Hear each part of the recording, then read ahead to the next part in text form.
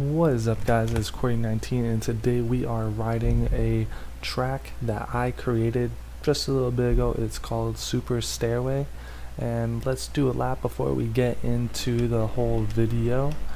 I know you're here probably because of the title, and we will get into it in just a sec. Oh, in just a second. Excuse me if I'm not as clean as I usually am with my laps. I haven't played this game in probably about 2 weeks.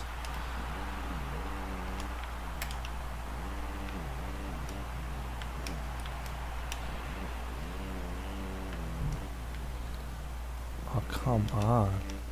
I am not doing my track justice.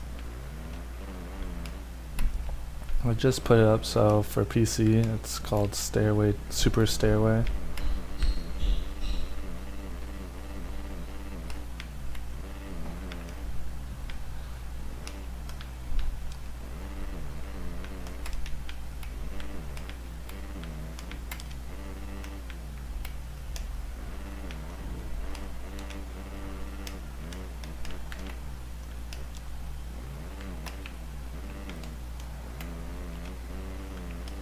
Alright, so that's a lap here, so let's get into it. As I'm sure many of you already know, Racerx has been doing a list of the top motocross, AMA motocross racers of all time, the top 30, and I only had like one gripe with the whole list the entire way, and that was number 30 being Jeremy Martin. Like, come on. 250 titles, and he's 30th of all time? I don't think so. But that's not why we're here today. Why we're here today is coming in at number 7 of all time is Ryan Villopoto. Then coming in at number 4 is Ryan Dungey. Now, this whole video, I know I'm gonna still get stuff in the comment section below on, oh, you're just a Dungey hater, like you have to be there to win championships, blah blah blah blah blah. That's not the point. The whole point of the video is to say that, accomplishments and all, Dungey is not a better motocross racer than Ryan Villopoto. Yeah, he has more stats, better stats, more, I guess, he's the more accomplished motocross racer, but he's not the better one. So, do I think that Dungey should be top 10? Hell yeah. Do I think that Villopoto should be top 10? Yeah. Do I think either should be in the top 5? Yeah, one of them should be. Do I think Dungey should be that one? No.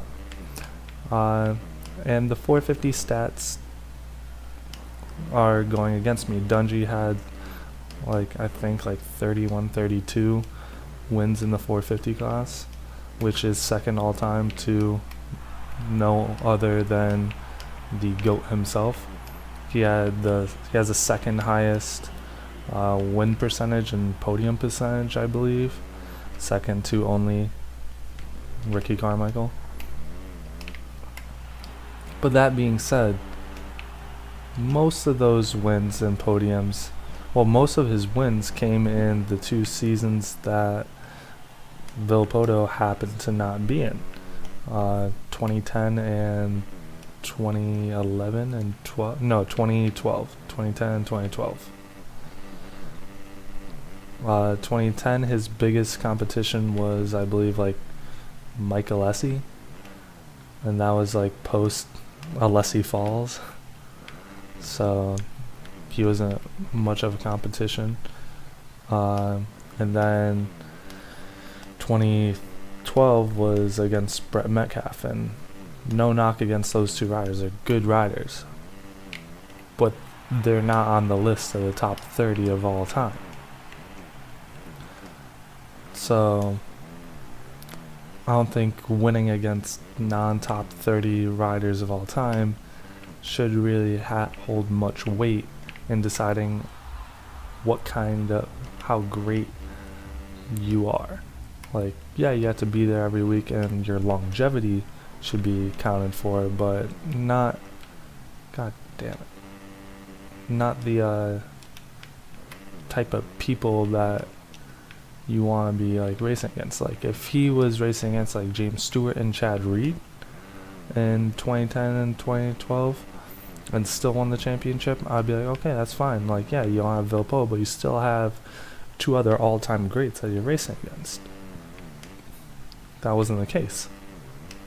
He was racing against, god dang, I am just blowing it for you guys, but he wasn't racing against any all-time greats.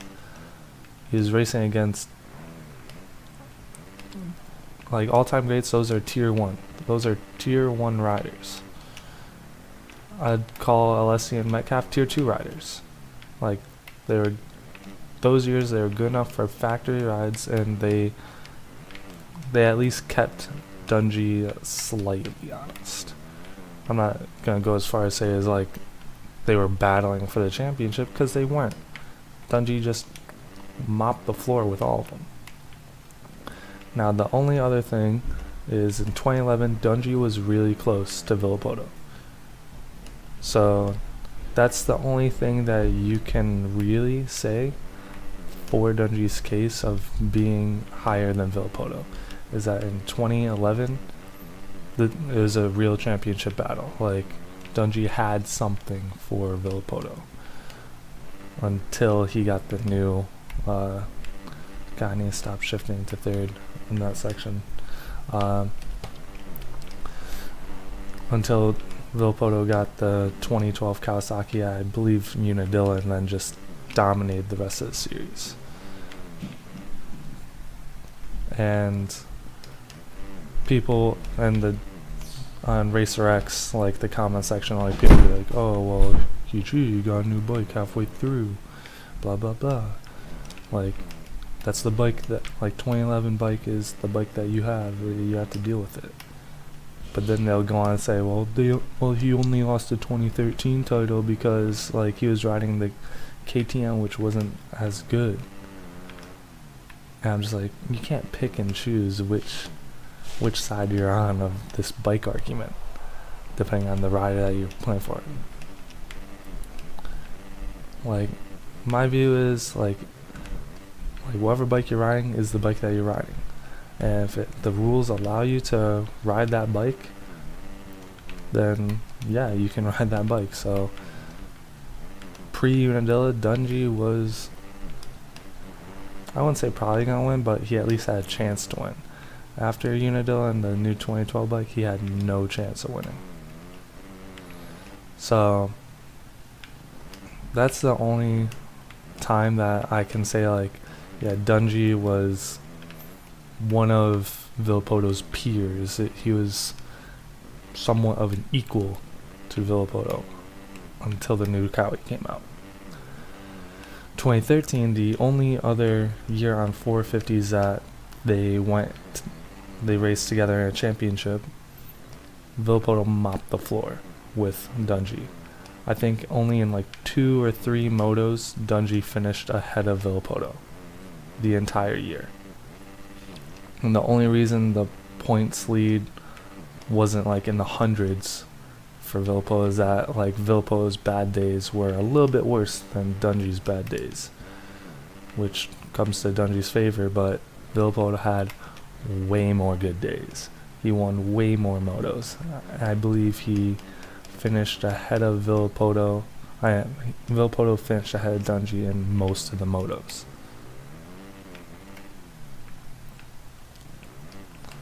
The Dungey thing, he only won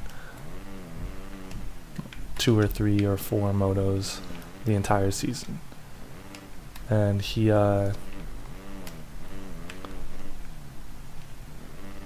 finished ahead of Villopoto, I think, like, let's say 8 of the 24 motos.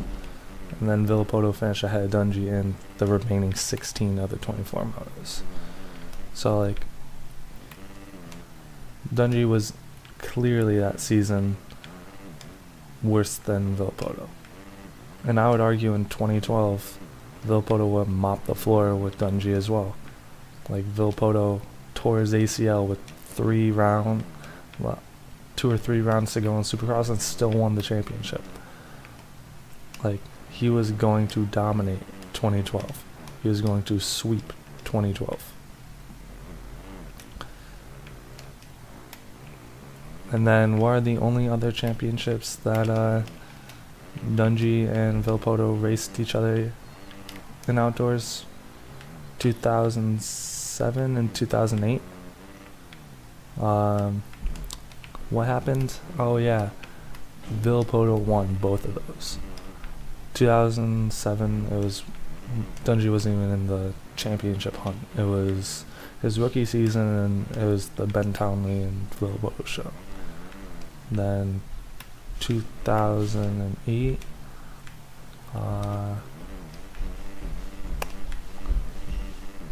was it 2008? Yeah, 2008. I don't remember. I didn't look up on how close Dungey was, but he didn't win. So, in all 4 of the championships outdoors that Dungey raced against Villopoto, he lost every single time, and only once was he close.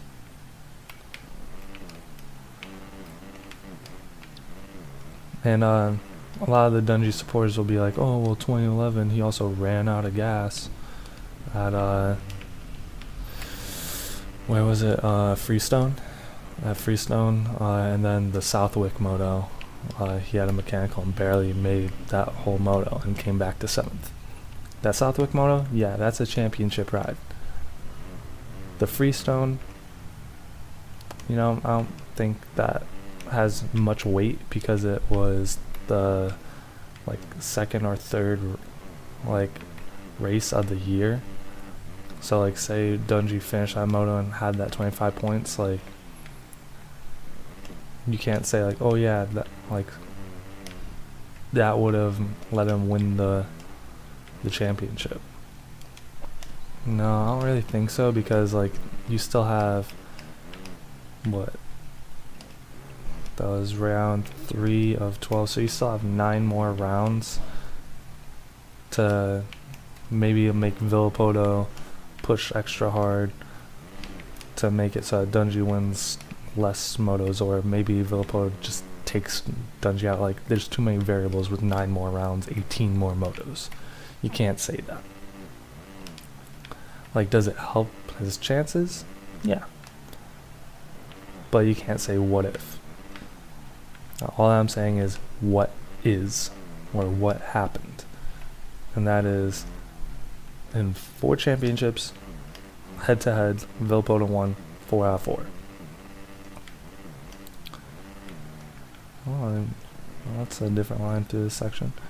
But, so yeah, I don't see how, you're oh yeah.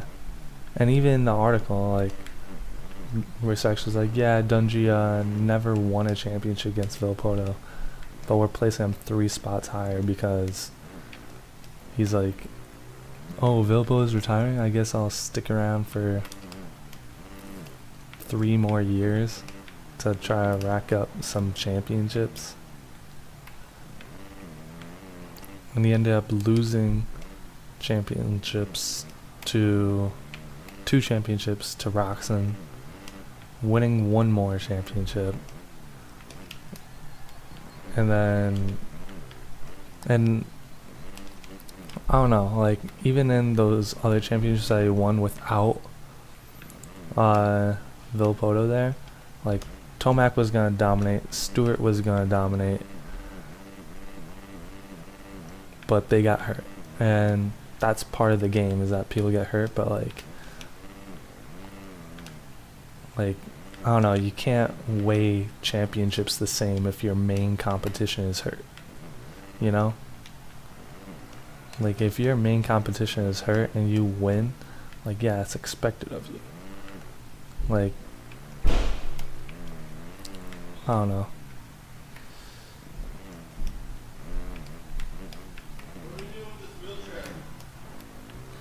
That's my thought. And then Stewart being placed 6th behind Dungey, Like, this dude really, literally changed the landscape of motocross. Like, before him, there was not the Bubba Scrub.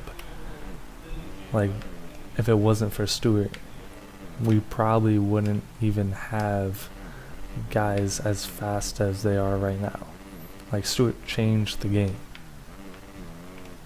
Like, that's just a slap in his face. I think, honestly, I think Racerx did it on purpose, just makes her be like, what the fuck? I'm sixth now? Are you serious? I gotta get back in shape and I gotta come back. That's what Jason Wyatt wants. Like, yeah, he doesn't have the championships, but he has the speed and the game changerness. I don't know if that's a word, but like, he had that it factor. Like, you can't, like, yeah, like championships like show like how great you are, but like, I don't know, it depends on how you define great. If you define great as just your stats, then yeah, sure, Dungey is greater than Villopoto and Stewart. But being the greatest is more than that. Is what did you leave? What mark did you leave on a sport?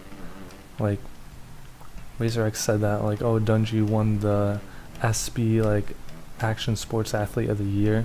Like, that's not because of his motocross. That's because of his Supercross. Same with the Wheaties box. Like, that's Supercross accomplishments. Shut the hell up. And like, they like said that like motocross of nations like stuff doesn't count, but like, I don't know, man, that's motocross. That should count. At least a little bit. You don't have to like make it count as much as a championship, but like, it should count. And even at motocross of nations, like, Villopoto was better than Dungey every single time.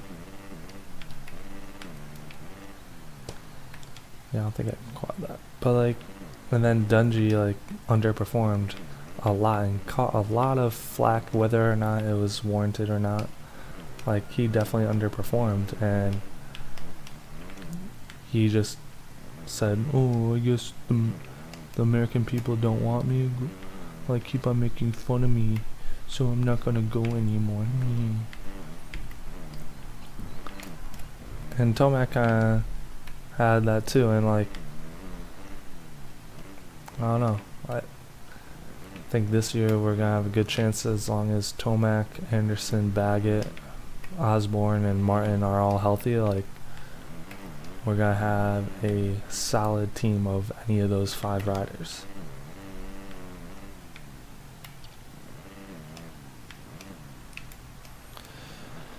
But I don't know. Let me know what you guys think in the comment section below. Should Dungey be greater than both Stewart and Villopoto? Do you think Stewart should be higher than both of them? Do you think Villopoto should be higher than both of them? Let me know what you guys think in the comment section below. Drop a like on the video, hit that subscribe button, and I'll see you guys next time. Cordy19 out.